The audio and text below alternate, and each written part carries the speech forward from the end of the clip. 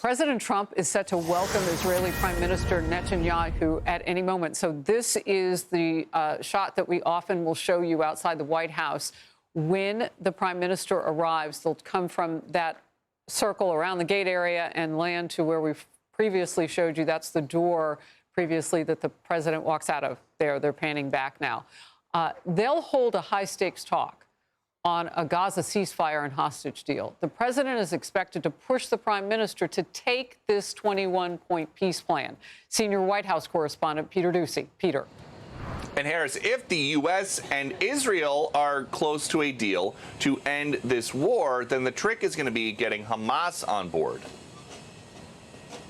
The president will be speaking to our friends in Qatar who have served as incredible intermediaries between the United States and Hamas, and we've had some direct talks with them as well. So that's always kind of the crunch point, right?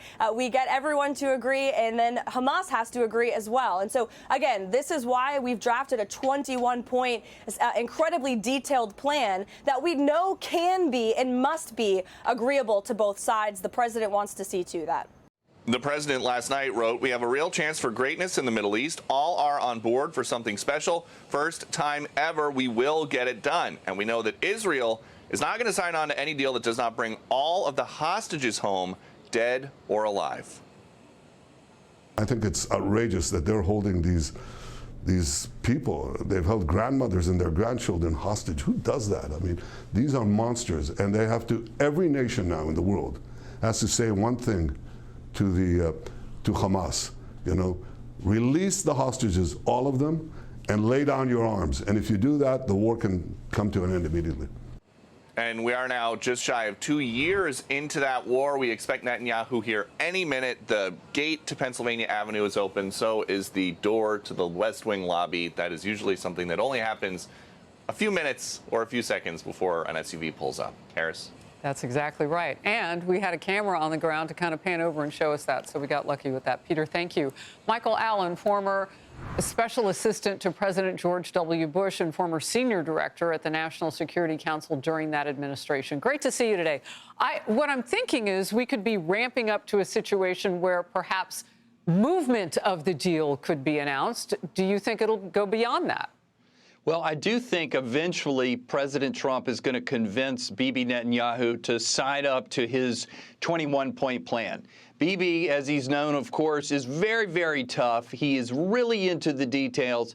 But this is Trump's signature foreign policy announcement. It's peace, not only in the Middle East, but around the world. And so Netanyahu would be at great peril in terms of losing the United States as a friend, maybe in the short term, if he doesn't cooperate with President Trump. The devil's in the details. I expect him to get into it over the next couple of hours, but it's too big to fail. At the end of the day, by the time there's a press conference, I expect Israel to be on board with the United States. All right, a couple of things that I picked up on there. I mean, so friendship is on the line here. Like, this is everything. Dig deeper into that if you can. Well, people are frustrated with Bibi Netanyahu, and he's testing America's natural inclination to support Israel.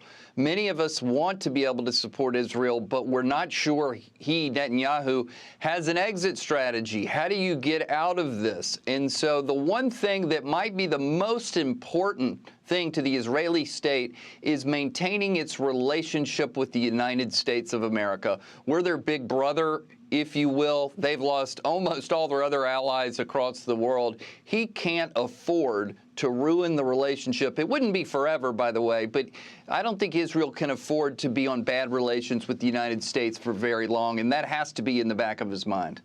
Look, a senior Israeli official was with me and a few other journalists at the United Nations on Friday. And what I can share from that meeting, there isn't everything that we can share, but what we can say, and just it's a senior official telling us this, is that Netanyahu is expressing he likes the plan.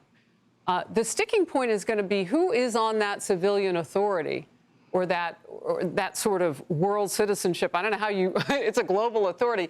Which countries are really part of that? Have you any idea of that piece of this plan? Well, if you're talking about the governance piece, supposedly it'll be the Gulf Arabs and maybe even the Turks. And I think they're not excited about having to get down in the details with the United States, but they need to be there. We need an alternative to Hamas, not just because it's the right thing to do, but because it's absolutely necessary for Israel's security. So we've got to get the UAE, even Qatar, of course Saudi Arabia, and I mentioned the Turks, involved in a very substantive way, not just economics. They need to help with the governance. They need to supply civil servants and other experts, if you will. The Palestinians deserve an alternative to Hamas, and frankly, the Gulf Arabs and others need to step up and provide that alternative. All right, we will be watching this. Michael Allen, thank you very much for being with me. Hey everyone, I'm Emily Campagno. Catch me and my co-hosts Harris Faulkner and Kaylee McEnany on Outnumbered every weekday at 12 p.m. Eastern, or set your DVR. Also, don't forget to subscribe to the Fox News YouTube page for daily highlights.